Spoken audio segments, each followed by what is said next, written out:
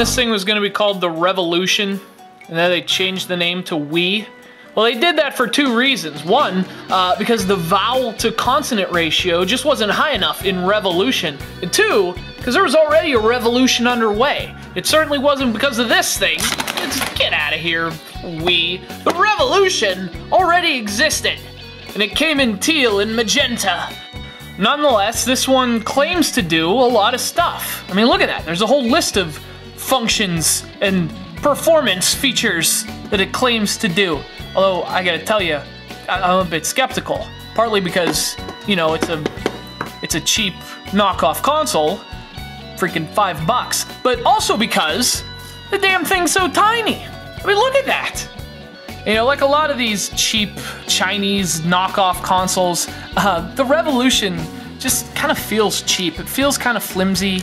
You know, everything's like a really cheap plastic, and it's got a really weird design. Like, you know, this side just looks like your stereotypical handheld console. You know, you got 3 buttons on the right, you've got a D-pad on the left, although it's one of those deformed D-pads, so it's not exactly a useful D-pad. But then you flip it over, and it just looks like a digital camera.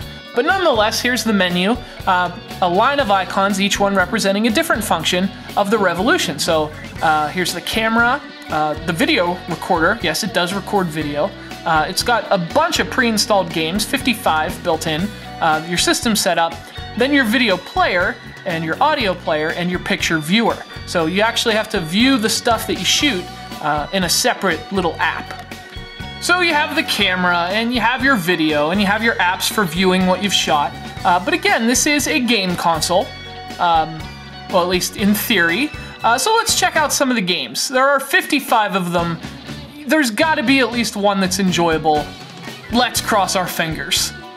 So these are basically just the most generic, they call it arcade games, but they're just, yeah, they're the most generic versions of games you would find in like the quarter machine at a bar. Like here's Joel Fever 2, there's a captain, and it's like, oh, get the jewels, and you know, oh, there's Joel Master 2,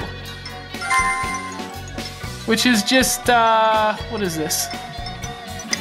Oh, hey, it's more jewels. But yeah, the best thing about these little consoles is it's always the blatant disregard they have for copyright law. You know, if you get past the Bomb Hero and Magic Cube, you find that there's a game that's actually called Ice Climber. And you think, oh, maybe that's a coincidence. No, it's actually an Ice Climber knockoff. And it's one thing to do, you know, a game that knocks off a popular game. That's what these cheap consoles are all about. But to actually call it Ice Climber, I mean, that is both incredibly, it's either incredibly ballsy or like they actually have no idea. And you know, the blatant copyright infringement, it doesn't stop at Balloon Fight and Ice Climber. No, it goes after more obscure games too. Things like, oh, I don't know, how about The Legend of Zelda? Because this is Link in his Goron tunic.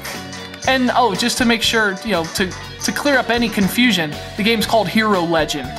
Might as well call it Zelda Face 3000 or Zelda 2 Electric Boogaloo. You know, it's easy to just dismiss these kind of things as like, you know, pre-packaged plastic garbage that you probably shouldn't be buying and stores probably shouldn't be selling.